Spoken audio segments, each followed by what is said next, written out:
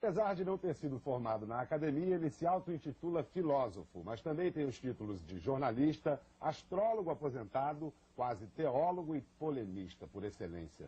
Por isso, talvez, os detratores o chamam por títulos menos nobres, como bestalhão. O nosso entrevistado de hoje é Olavo de Carvalho, autor de livros como Aristóteles em Nova Perspectiva e o volume demolidor O Imbecil Coletivo. Olavo, muito obrigado por estar aqui com a gente. E, afinal, o que é ou quem é o imbecil coletivo? Não, quem agradece sou eu pelo convite. E quanto ao imbecil coletivo, em parte somos todos nós. Se trata de um fenômeno coletivo. Não se trata de individualizar este ou aquele imbecil em particular. Aliás, até a definição do imbecil coletivo é essa, né? Quer dizer, que é uma coletividade de pessoas até de inteligência superior, mas que no exercício da sua função inventam um jeito de fazê-la de modo imbecilizante, mas que rebaixa o nível geral, né, da produção intelectual, apesar da qualidade dos indivíduos isoladamente. Né? Então, essa expressão imbecil coletivo, a inspiração para ela foi aquela definição do Gramsci sobre consciência individual e consenso coletivo? Isso mesmo. Esse título, imbecil coletivo, é uma paródia do intelectual coletivo, de Antônio Gramsci. Porque para Antônio Gramsci, o sujeito do conhecimento não é eu, você ou um outro indivíduo concreto em particular. É uma entidade abstrata, que é o partido, entre aspas. Mas o partido também não significa só os indivíduos que estão inscritos no partido. Significa todos que pensam dentro da atmosfera da ideologia gramsciana. Não é isso? Então, esse pensamento coletivo, ele se caracteriza, a meu ver, pela total irresponsabilidade. Né? Porque é o sujeito indefinido. Ele nunca pode ser cobrado. Né? E isso aí se impregnou de tal maneira, né, nos meios culturais brasileiros, que até pessoas que nunca pensaram em Antônio Gramsci são um pouco contaminadas por esta coisa. E isso aí tem incentivado muita irresponsabilidade intelectual, né? O Bruno Tolentino, que há poucas semanas esteve aqui no nosso programa, ele afirma: o Imbecil Coletivo foi um livro destinado a fazer barulho. Sem aquela barulheira toda, sua obra, a obra de Olavo de Carvalho, nunca teria acontecido. O senhor concorda com essa definição? Porque esse mesmo argumento também pode ser usado por adversários que dizem: não, o senhor só escreveu isso para aparecer. Bom, se fosse o caso de aparecer, eu talvez necessitasse aparecer quando tinha 20 anos, 21 anos. Aí a gente precisa de uma confirmação dos outros para saber se a gente vale alguma coisa. Mas agora, 50 anos de idade, eu já posso adotar aquela divisa de Dom Quixote: eu sei quem sou. Tá certo? Ninguém precisa me informar o que eu sou. Tá certo? Então, além disso, precisa ver que todo este meu trabalho é resultado de 20 anos, tá certo? De estudo e de atividade bastante modesta e discreta, empreendida junto com os meus alunos. Né? Foi só depois de todo esse período, para assim dizer, de incubação e de elaboração interior, que eu achei que tinha cacife, tá certo, para colocar as minhas opiniões em público. É exatamente ao contrário do que faz a maioria aqui, porque o Brasil é um país de gênios jovens. Todo mundo aos 19 anos aqui é gênio, né? E depois chega aos 30 já é um idiota perfeito.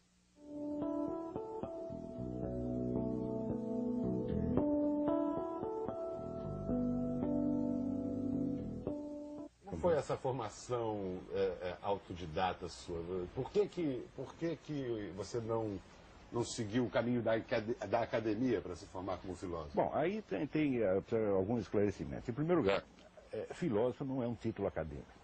Não existe título acadêmico de filósofo. Existe o título de doutor em filosofia, o título de bacharel em filosofia, etc, etc. Mas não podemos identificar a filosofia com a estrutura profissional, tá certo, e legal que serve ao seu exercício hoje, e que é um fenômeno bastante recente na história. Nós não podemos esquecer que a constituição da profissão de filósofo, como tem hoje, é do século passado.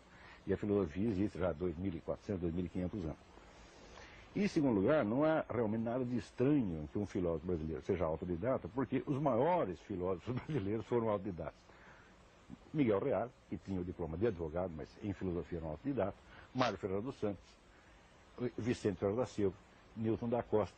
Tá certo? Todos eles são pessoas que se formaram à margem do contexto universitário. Mais ainda, eu estou convicto de que até hoje o ensino universitário brasileiro de filosofia não tem a menor condição de formar um filósofo autêntico. Tanto não tem que não formou. E tanto isso é verdade que a principal universidade brasileira, que é a USP, no seu departamento de filosofia, reconhece a sua própria esterilidade, a sua própria incapacidade de gerar um pensamento autêntico. Ora, sendo as coisas assim, o que eu ia fazer lá? Perguntei, de que valeria, né, um diploma assinado por as pessoas que estão confessando sua própria impotência.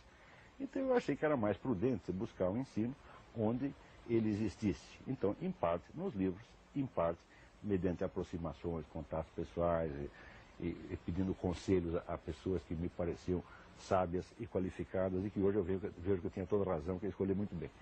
Mas aí, novamente aqui, fazendo o papel tomando o ponto de vista dos seus críticos, se o senhor é um autodidata e escolheu não ingressar na academia, que autoridade você tem para atacar a própria academia? Com que autoridade a gente diz que 2 mais 2 é 4? No meu entender, qualquer pessoa que diga que 2 mais 2 é 4, que as galinhas botam ovos, diz com autoridade divina, tá certo? Porque essa é a autoridade do óbvio, tá certo? Eles dizem quando perguntam, mas quem é você para dizer isso? Eu digo, olha, é simples, eu sou o sujeito que escreveu isto, tá certo? Não é necessário mais referências. Autoria dizer, é a autoridade. Mas é evidente, né? Autoridade vem de autor. Quer dizer, então, eu sou filho de minhas obras, eu sou filho de 20 anos de ensino, eu sou filho desses livros que eu escrevi, tá certo? E não tenho mais que dizer, eu sou descendente do seu fulano, tenho diploma não sei o quê, tudo isso é uma bobajada, isso é uma coisa de caipira. Eu fico até um pouco envergonhado pelos meus críticos, por eles levantarem esse tipo de objeção. Mas você esperava uma reação violenta também, né? Violenta sim, mas não tão burra. Tá certo? Por quê? As objeções que esse pessoal levanta são tão bobocas, tá entendendo, que eu fico com dó dos caras. Digo, olha, para responder essas pessoas é tão fácil, porque quanto mais elas falam, mais se enrolam. Quer dizer que a gente, por um lado, vem com argumentos, com provas, etc. O outro fica irritado, louco da vida, e começa a dizer, é um bestalhão, não é nem homem, não sei o que. Está histérico, está maluco, está exercendo aí o chamado jus esperneandi. Quer dizer, que sabe, tá certo, que já foi desnudado, sabe que está pelado em público e não tem mais jeito de esconder.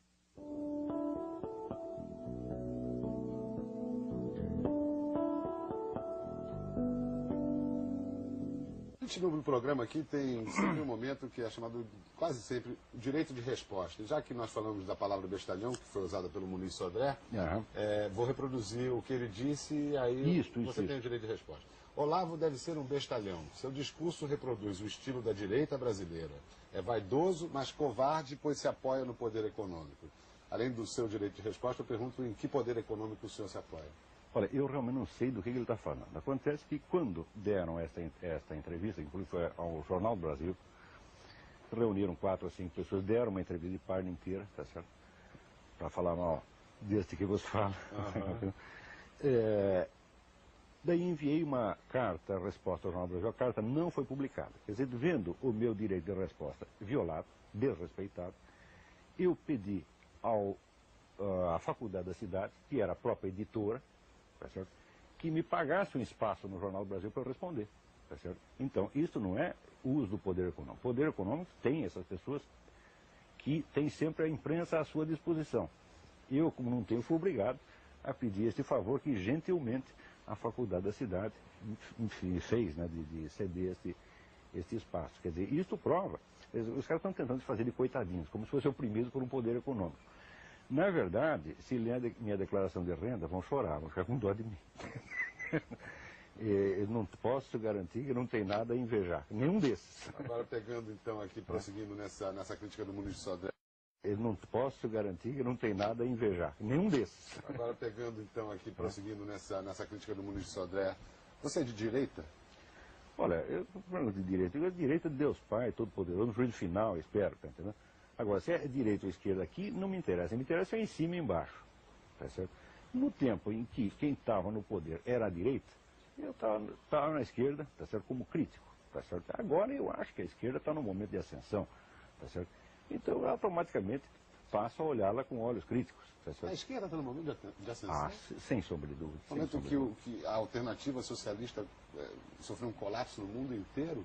Sem sombra de dúvida. Isso aconteceu no mundo inteiro, mas eu não duvido que a esquerda aqui no Brasil, ela tem uma grande esperança de que isso aqui seja a terra onde vai haver um renouveau, um renascimento. Eu acho essa esperança maluca, mas eu creio firmemente que eles têm essa ideia, né? E que tem um poder muito grande hoje, a gente vê sobretudo nos meios de comunicação, na universidade. Isto por quê? Porque a partir da década de 60 foram adotando a estratégia gramsciana. que é de fazer a revolução cultural primeiro para fazer a revolução política depois. Então foram gradualmente ocupando espaços, né, nas universidades, na imprensa, rádio, movimento editorial, etc, etc. E hoje isso aí está praticamente, tá certo, na mão deles, embora eles não assumam a responsabilidade. Quer dizer, muitas vezes têm o poder, mas não assumem que têm. Tá certo? Então continuam se sentindo, né, perseguidos e infelizes. Né? Agora, quanto aí ao que essas coisas que disse o Muniz Sodré, isso aí não merece nem resposta. Né? Quer dizer, isso aí lá é argumento. Ah, é um bestalhão, é isso aqui, se apoia no poder econômico. Bom, eu quero saber qual é a resposta que o homem tem ao que eu estou dizendo. Não é isso? Isso é uma bela maneira de fugir do assunto. Né? Isso é uma covardia, isso é uma irresponsabilidade, isso é uma molecagem. Em essência, de que discussão eles estão fugindo? Que discussão você está propondo que não está comprando a briga? No caso ali de Muniz Sodré, ele ficou bravo porque eu escrevi um artigo a respeito do livro dele que chama Jogos Extremos do Espírito, tá certo? Onde ele, falando de uns fenômenos provocados aí por aquele taumaturgo mineiro, Thomas Green Morton, ele se mostrava deslumbrado com aquilo, tá certo? E dava àqueles fenômenos a dimensão de fenômenos divinos. Eu digo, mas isso é uma coisa de ignorante, isso é uma coisa de quem chegou agora no assunto religioso, não entende nada, tá certo? E qualquer efeito mágico mais esquisito, ele pensa que é divino, tá certo? Quando, se você vê na tradição judaica, islâmica, cristã, etc., existe toda uma distinção entre graus de fenômenos espirituais que ele, para escrever um livro desse, ele tem a obrigação de conhecer, tá certo? Então, o que eu estou dizendo ali é que ele simplesmente, em matéria religiosa, é um apedeuta, um palpiteiro, entendeu? E você começou... Isso eu disse e reafirmo, tá certo? O senhor Muniz Sodré entende estudando... tanto de religião quanto eu entendo de futebol. Sei. E você começou estudando religiões comparadas, não foi? Esse foi o primeiro interesse que eu tive na vida, e é até hoje um grande interesse. Eu me lembro aqui da frase do Riobaldo, do Grande Sertão, que religião está aí para desendoidecer a gente. E por isso, quanto mais religiões, melhor. Mas eu também acho isso. Eu também acho exatamente isso. Eu acho que a multiplicidade de religiões, tá certo? Sobretudo essas grandes religiões universais, longe de ser um argumento contra a religião, é um argumento a favor. Tá certo? Ela mesma é um milagre. Tá certo? A hora que você começa a aprofundar um pouco o que é o judaísmo, o que é o islamismo, e você vê a imensa maravilha desses edifícios, tá certo? Maravilha de conhecimento, maravilha de valores também, maravilha de valores humanos criados, tá certo? De expressões de santidade, de sabedoria, que tem em todas elas, você fica surpreso com a abundância, tá certo? E longe da gente aspirar que todas as religiões se unifiquem numa só, não, deixa assim como está, porque está muito bom, né? Então a gente pode concluir daí que a psicanálise não está na área de suas atividades preferidas ou método de pensamento, porque a psicanálise, em uma definição grosseira, é adversária da gente. Não, eu acho que nenhuma explicação redutivista pode dar conta. Agora, quanto ao Dr. Freud, o seguinte, o Dr. Freud tem um conhecimento muito precário a respeito dessas religiões, tá certo? Primeiro, nós observa que um verdadeiro conhecimento a respeito das religiões, fora o judaísmo e o cristianismo, é uma coisa recente no Ocidente. E só começa no século XX, entendeu? Né? Então, geralmente, quando o sujeito olha o islamismo, o hinduísmo, ele olha com olhos judaico-cristãos e não entende. Já faz uma salada miserável. Quanto ao Dr. Freud, tá certo? Ele evidentemente vê as coisas com olhos de um judeu renegado, um judeu que abandona o judaísmo, tá certo? E que tem todo aquele ressentimento, aquela maluquice toda. Né? E eu acho que é muito injusto. Isso é a visão sartriniana de Freud também. Né? Sim, sem dúvida. E eu acho que ele é muito injusto com a religião de Moisés. Tá certo? Ele procura rebaixar e dar algumas explicações inteiramente absurdas, como o assassínio ritual do pai como origem da religião, quando isso representa exatamente o fim da religião. Né? Isso, inclusive, é mencionado no meu livro Jardim das Aflições, tem uma explicação mais minuciosa a esse respeito, então eu remeteria o leitor, né, a esse livro, porque aqui não teria condição de aprofundar isso aí. Mas, de modo geral, a explicação psicanalítica da religião me parece, em certos pontos, até infantil, tá certo? Sem negar o valor clínico do método Freud. Né? Quer dizer, mas uma coisa é você criar uma técnica clínica, outra coisa é você desenvolver uma antropologia filosófica. Né? O Freud foi um pouco além das chinelas, aí no caso. Né?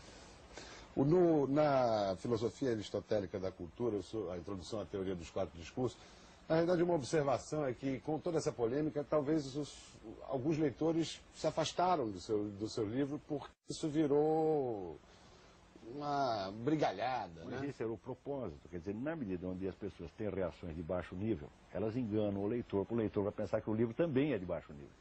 Tá certo? E isso eu não duvido nem mesmo que tenha sido premeditado.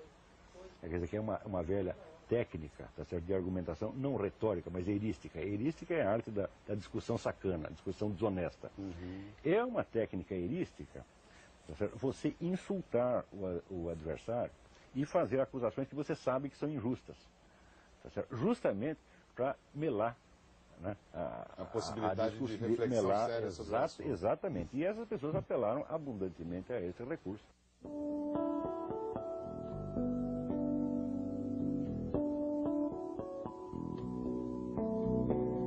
Você também foi astrólogo, e aí isso me soa excêntrico, assim, porque fico citando aqui o Richard Dawkins, que é aquele célebre neodarwinista, que é da cadeira de compreensão pública da ciência de Oxford.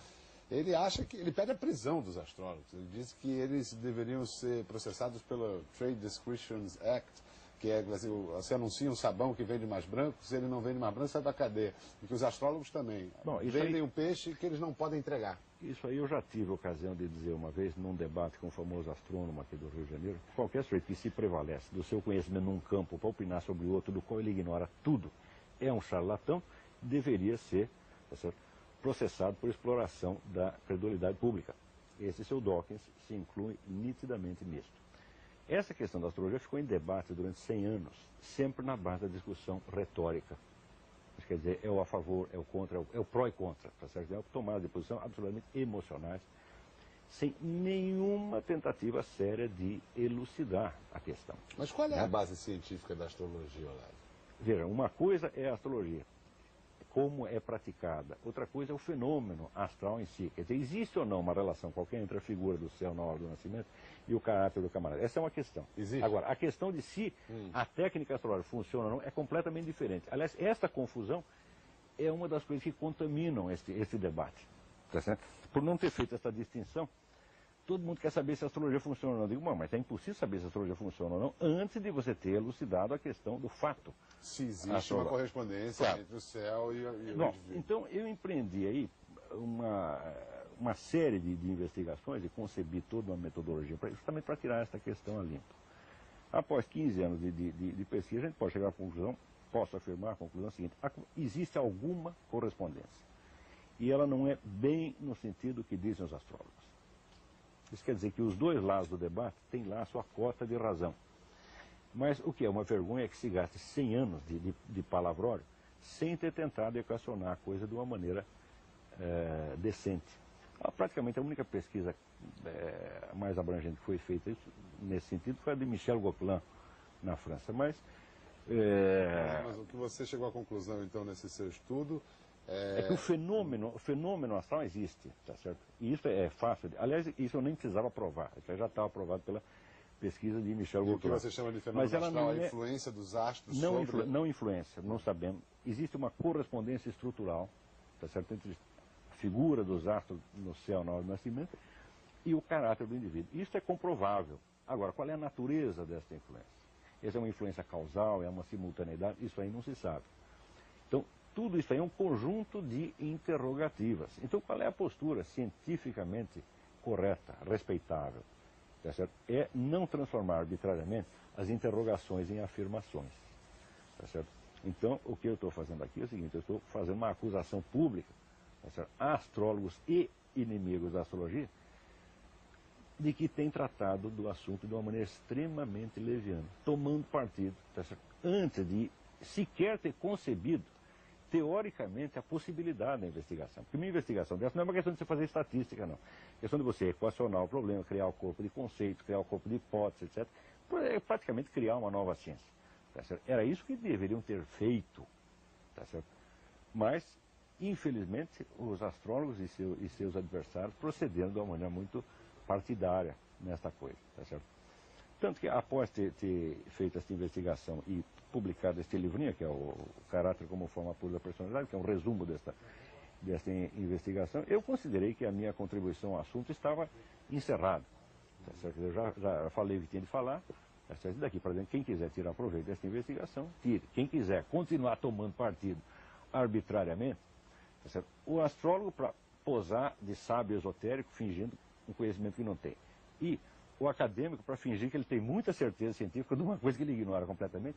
E quem quiser continuar envolvido nessa palhaçada, continua. Tá certo? O meu serviço foi tentar equacionar a coisa de uma maneira intelectualmente responsável. Agora, não deixa de ser cômico que justamente quanto mais a gente procura ser responsável e correto nessa coisa, mais aparece, né, sujeito do outro lado tentando posar de importante, se você está entendendo, e nos condenando e achando ruim. Tudo isso para mim é de uma extravagância fora do comum. Olha, infelizmente a gente está chegando ao fim do programa, mas eu queria fazer uma última pergunta. O que é politicamente correto? Pô, é uma imbecilidade atroz. Né? O politicamente correto é um moralismo travestido. Quer dizer, o sujeito não quer falar em nome da moral, porque a moral se tornou feia. A moral lembra a repressão, lembra isso aqui. Então ele inventa, ele troca o nome, ele passa lá um verniz e passa a dizer politicamente correto. Mas isso é uma coisa tão repressiva quanto qualquer moralismo velho. Né? Quer dizer, agora tudo passa a ser feio e passa a ser fiscalizado. Mais ainda, o politicamente correto é um pretexto de que o Estado moderno se utiliza, tá certo, para exercer sobre a vida do cidadão uma fiscalização que nem regimes tirânicos e totalitários tiveram coragem de fazer. Se você dissesse ao Mao Tse-tung matou 60 milhões de pessoas, você falou, nós vamos inventar uma lei aqui para fiscalizar olhares. Mao Tse-tung ficaria horrorizado. Átila Uno ficaria horrorizado. Então nos Estados Unidos tem isso. Você olhou de tal maneira para a perna da mulher, pronto, cadeia. Está compreendendo? Então, este é um processo é uma espécie de neototalitarismo, tá certo? Que é, note bem, acontece igual nos países neoliberais e nos países social-democráticos. É um fenômeno que não tem nada a ver com isso. É um fenômeno do crescimento do Estado para dentro da psique humana. Para mim, esse é o fenômeno mais alarmante do século. Isso também está explicado aí no Jardim das Aflições. Né? Tá certo. Muito obrigado, Olavo. Foi um prazer e espero revê-lo em breve. O prazer foi todo meu. Muito obrigado. Nós conversamos com Olavo de Carvalho. Agradeço a atenção, a paciência, a audiência, como diz o Faustão. Até a próxima.